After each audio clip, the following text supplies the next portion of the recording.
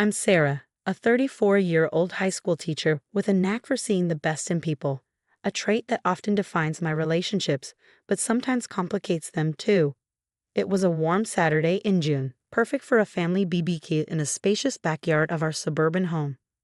My husband, Mike, was focused on grilling, his usual ceremonial precision turning the process into an art form.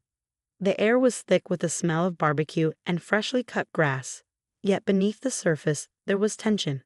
"Sarah, you should really try talking to Laura more," Mike had suggested earlier while prepping the ribs. "She feels like you don't like her."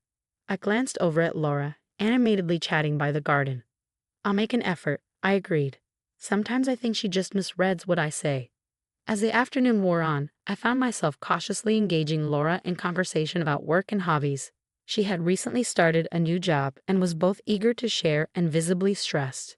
"It's just so hard," she confessed, nursing her drink. "Everyone expects me to fail." I tried to offer comfort. "Everyone feels out of place at first. I remember when I started teaching, it felt like I was on trial every day. But you grow into it. Not everyone's going to be your cheerleader, and that's okay." My words, meant to reassure, seemed to land wrong. Laura's face stiffened. "So you think I'm not capable?" "No, that's not what I meant," I rushed to clarify. "I'm just saying it's normal to feel." But she had already turned away, walking over to her husband Derek, who was flipping burgers nearby. His head snapped up, eyes narrowing as he caught the gist of her recounting. The rest of the afternoon passed with a strange silence between them. As dusk settled and the guests trickled away, I decided to clear the air. I approached Derek, who now stood alone by the porch. "Derek, I think there's been a misunderstanding with Laura." "I didn't mean—" "Save it, Sarah," he interrupted, his tone sharp. "You always act so superior, so judgmental. Laura doesn't need your kind of support." His words stung because they couldn't have been further from the truth. "Derek, I genuinely—" "You genuinely what?" "Look down on us." His voice was rising and he stepped closer, his presence suddenly intimidating. "You disrespected my wife at my brother's house." Before I could respond, he shoved me hard.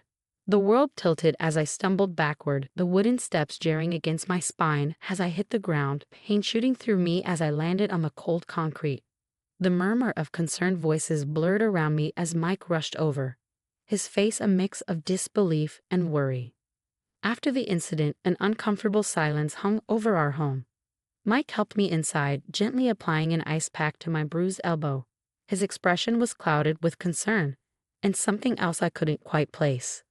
"Sarah, he didn't mean it," Mike started, his voice low. "It just got out of hand. Derek's under a lot of stress." I pulled away slightly, the ice cold against my skin. Mikey pushed me down the stairs. "That's not just getting out of hand.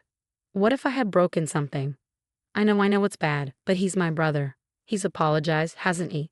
Can't we just consider that maybe he didn't mean for it to go that far?"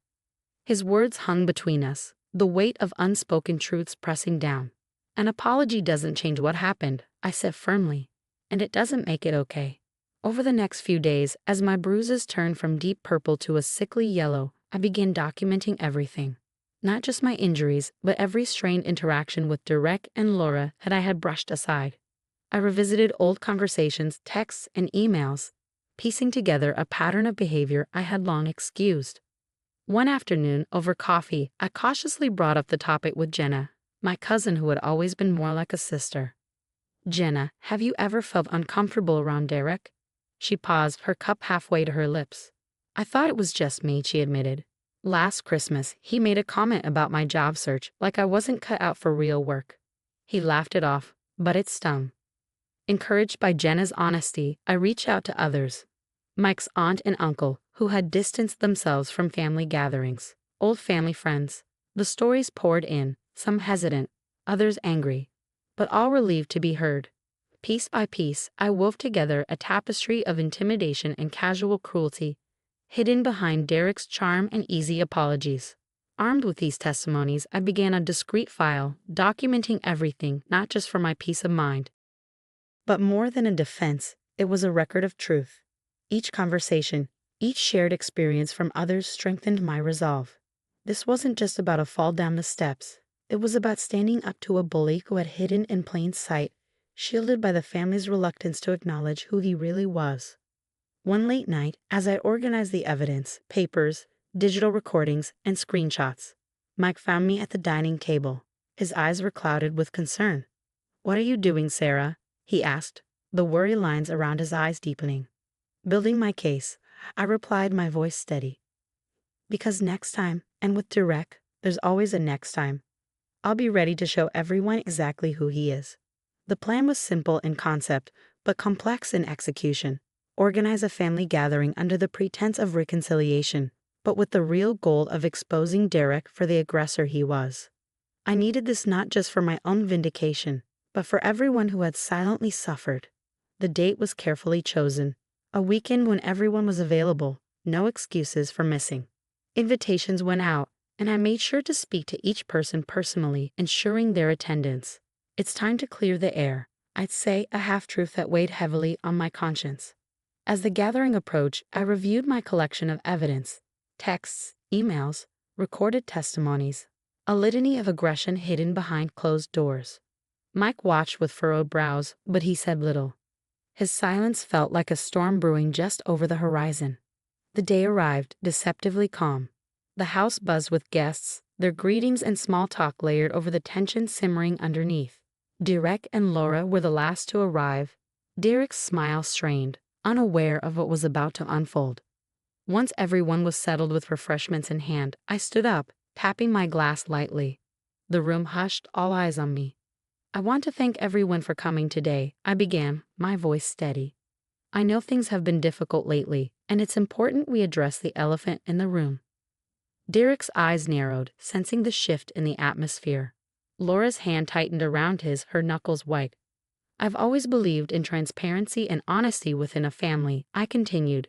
"Recently, I was hurt, not just physically, but emotionally, by someone I trusted." My gaze locked with Derek's, challenging him to look away. He didn't.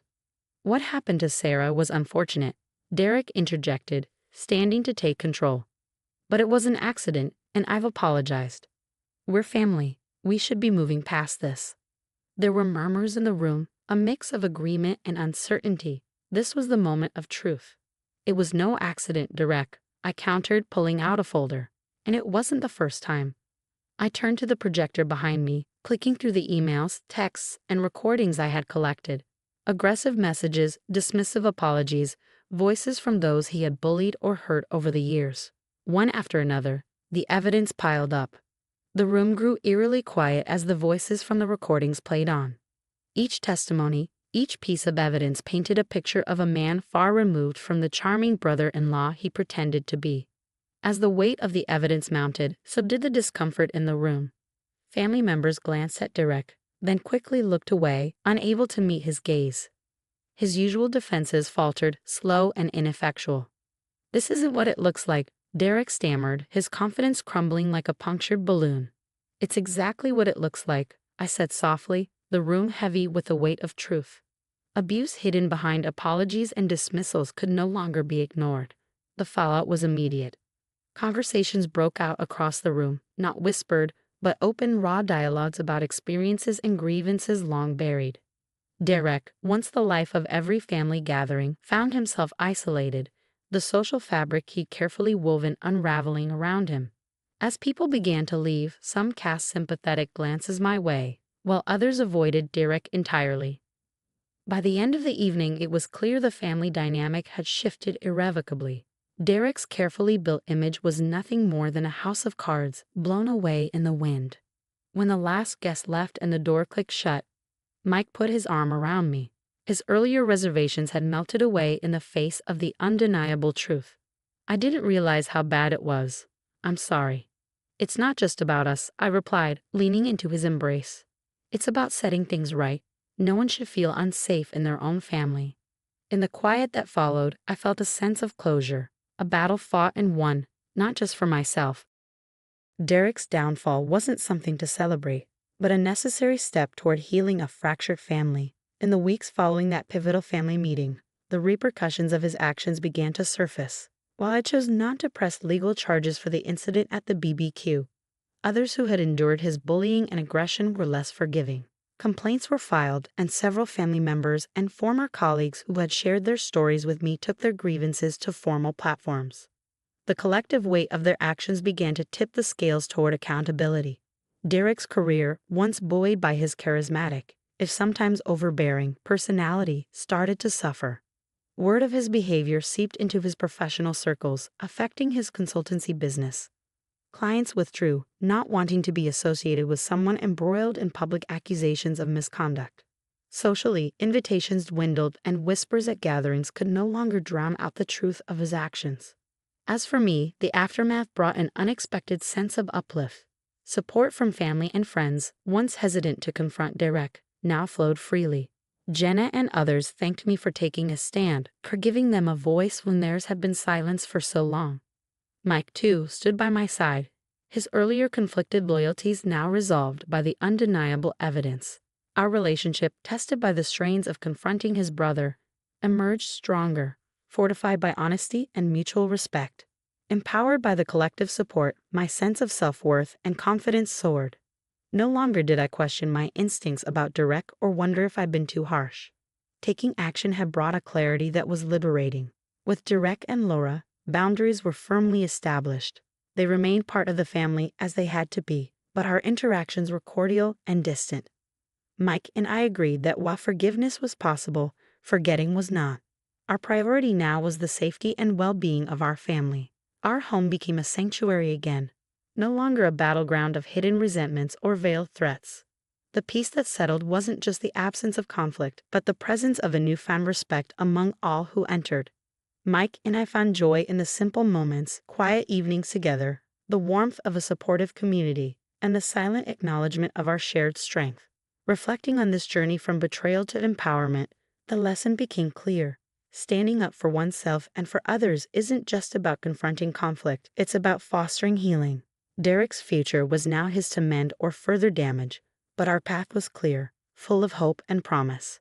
As we closed this chapter of our lives, I looked forward to a future where integrity and courage would define our family's legacy.